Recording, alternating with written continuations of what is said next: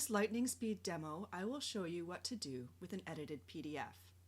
We're going to use pretend markup using this magazine about Raspberry Pis. You'll open it up, you probably have this view. First thing you'll want to do probably is change it to a 2-page view so that it matches your source document. Because what you're going to do is transcribe the corrections that have been marked up on this PDF into your source file, which is probably an InDesign file, or maybe a web CMS. So here we have the cover page, and you can click down navigating this way, and what you're looking for is markup, such as this. There are two different kinds of markup, drawing tools and then the text editing tools or annotations. We're using Acrobat Reader DC. This is the free version of Adobe Acrobat, so anyone can get this at any time. What I'm going to show you is how to find all of this markup and use some quality assurance tools to make sure that you get all of the changes. Of course, the traditional way of doing this would be to print it out. I just hit Apple P or Control P. If you're printing it out to work from hard copy, you want to be sure you're clicking this option. Now the print dialog will look different for every computer and every printer, but somewhere on it there will be comments and forms, and here you want to select document and markups so that you will print all of the markup. You also have the option of summarizing the comments, which you can just say yes to. And then when you print it out, it will give you a correlated list. So the document on one page and with numbered changes, and on the second page, a list of those numbered changes and details about what the changes are. But I prefer working on screen.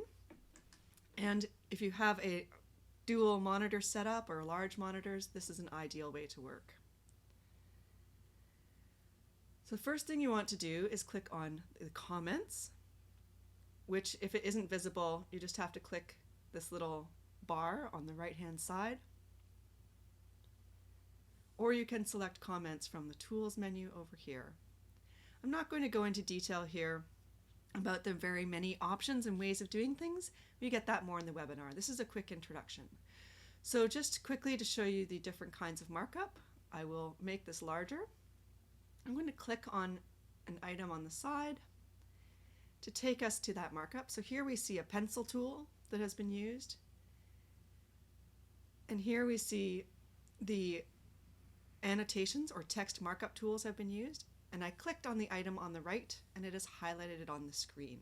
So a common complaint is that these little tiny marks are hard to see.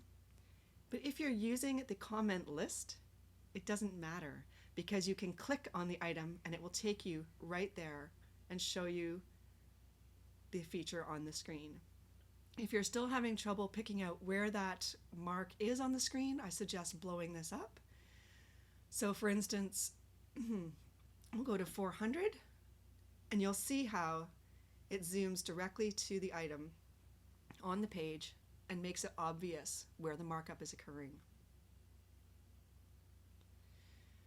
So here I would have two documents open. I would have the PDF document open, and I would also have my source InDesign file.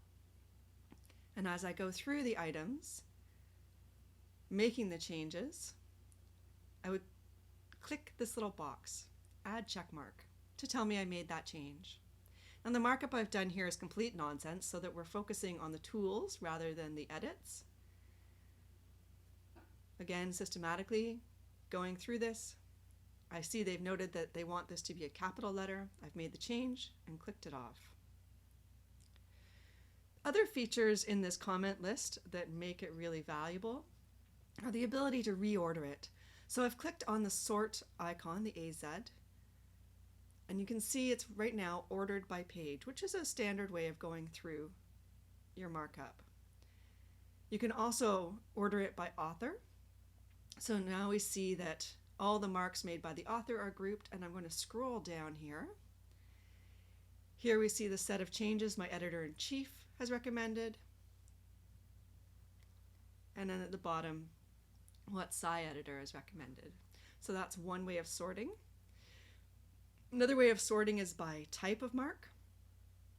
So here I see the text boxes all in one group, the highlights in one group, the pencil marks in one group, and you can see the page number here. So it's on page 22, page 35, page 3.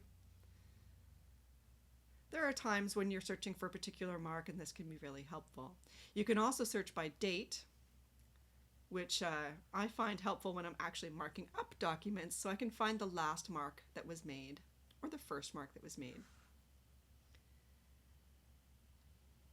For your quality control purposes, this option here, sorting by checkmark status, is really valuable.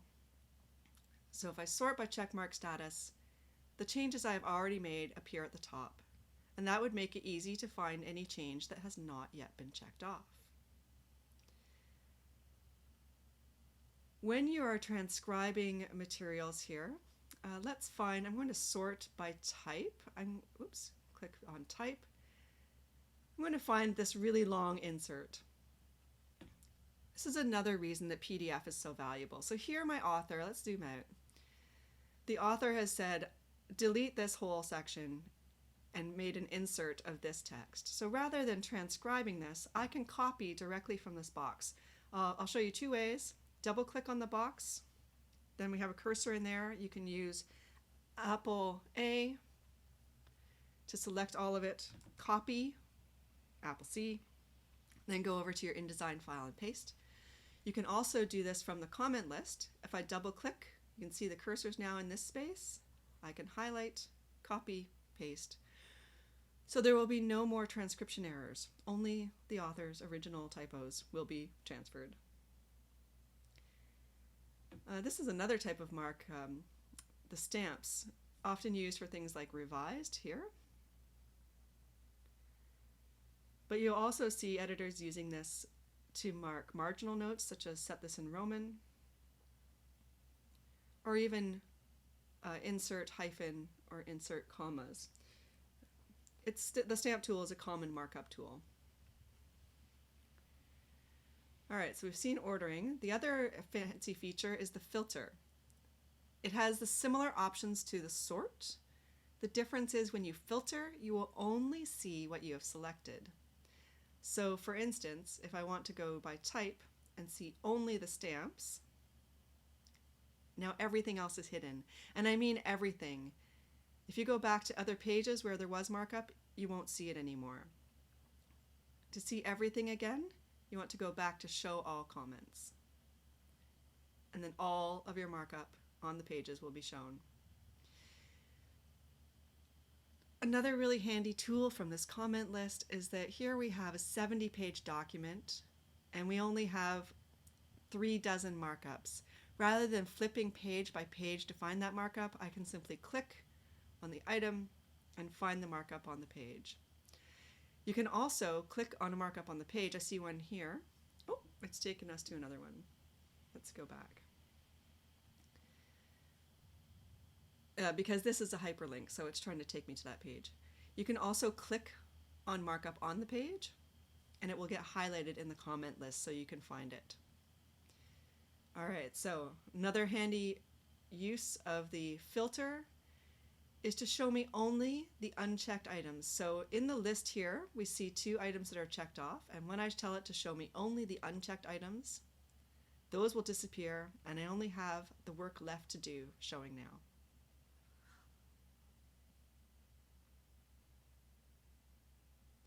These are responsive, these menus. They respond to what is in the document. So when you click on type, you won't see the exact same list here.